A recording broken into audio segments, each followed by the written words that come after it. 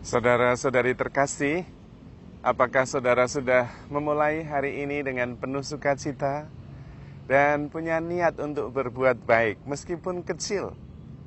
Semoga Tuhan memberkati niat baik saudara.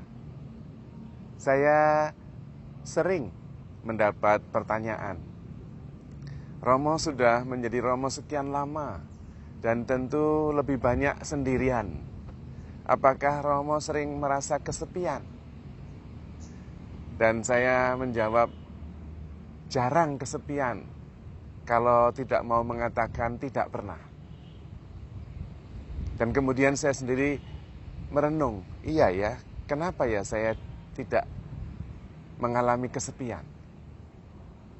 Rupanya, kesepian itu disebabkan karena kita tidak merasa nyaman dengan diri sendiri. Kita tidak bersahabat dengan diri sendiri.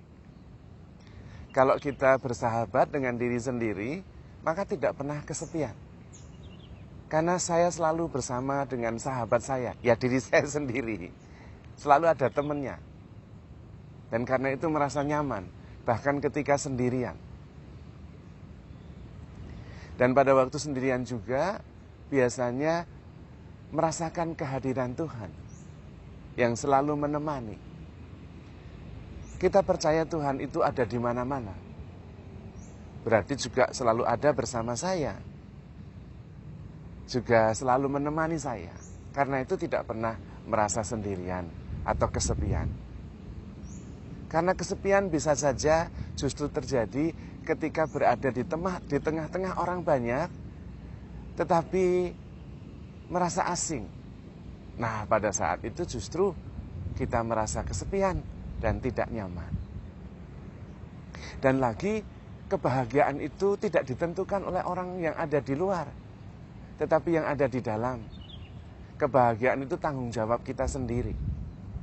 Kalau kita mengharapkan kebahagiaan dari orang lain, kebanyakan kita akan memperoleh kekecewaan, bukan kebahagiaan. Maka sebetulnya kebahagiaan lebih pada proses batin. Bagaimana batin kita memproses informasi yang ada di sekitar kita. Pengalaman yang kita alami. Pengalamannya bisa tidak menyenangkan. Tetapi melalui proses batin kita bisa tetap merasa nyaman. Nah, itu yang lebih penting.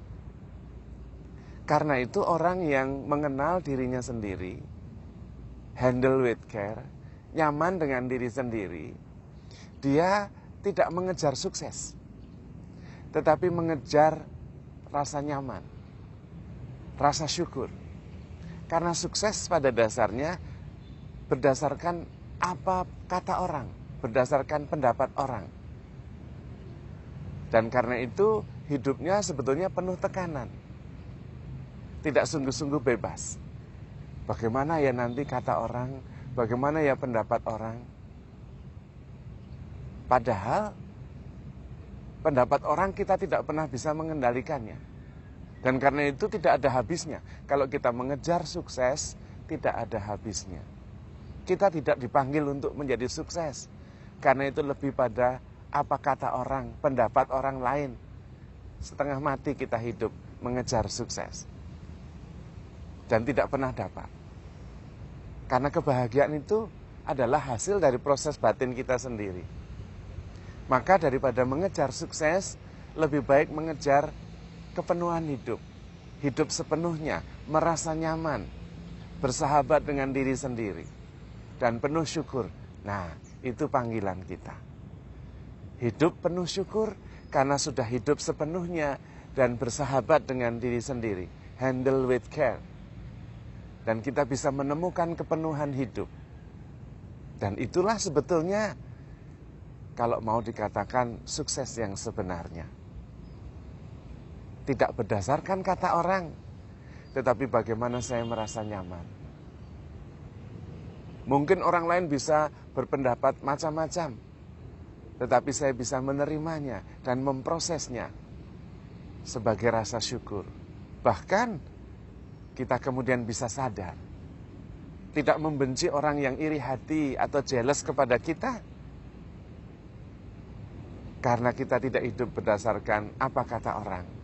Dan bisa jadi orang itu jealous atau iri hati karena justru kita berhasil. Dan kita bisa merasakan rasa nyaman itu bukan karena orang lain setuju atau berpendapat positif, tetapi pertama-tama karena saya merasa nyaman dengan diri sendiri.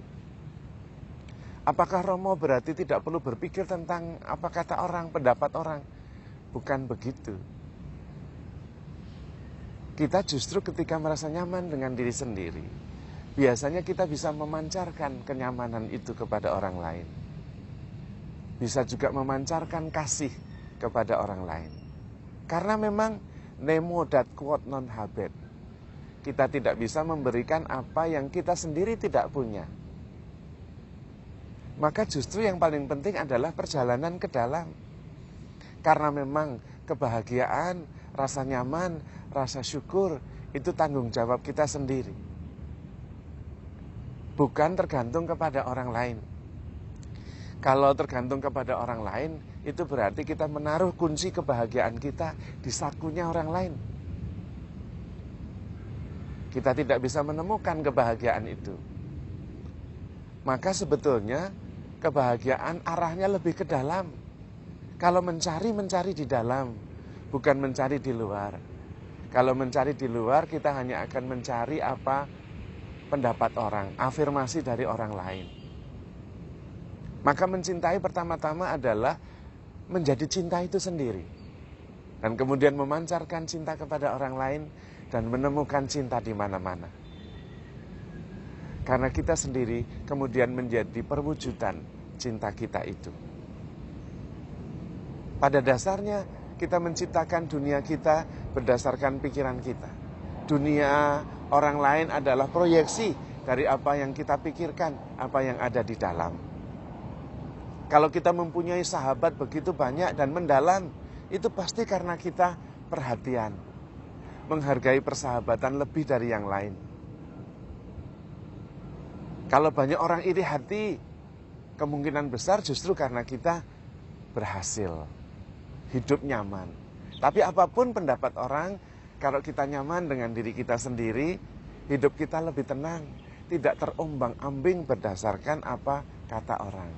Dipuji melambung tinggi, dikritik direndahkan hancur. Kita tidak begitu. Apakah berarti kita tidak peduli? Bukan juga. Logika itu tidak pas. Kita tetap peduli. Justru ketika kita peduli dengan diri sendiri, nyaman dengan diri sendiri, kita bisa memancarkan kepedulian kepada orang lain. Cinta yang asli, yang berasal dari dalam. Bukan apa yang nampaknya saja. Hidup lebih otentik, lebih asli, karena berdasarkan apa yang terjadi di dalam hati, di dalam batin kita sendiri. Maka kalau kita ingin hidup dengan nyaman dan tenang, tidak kesepian, masuklah ke dalam diri. Bersahabatlah dengan diri sendiri. Handle yourself with care. Because you are loved. Tuhan memberkati.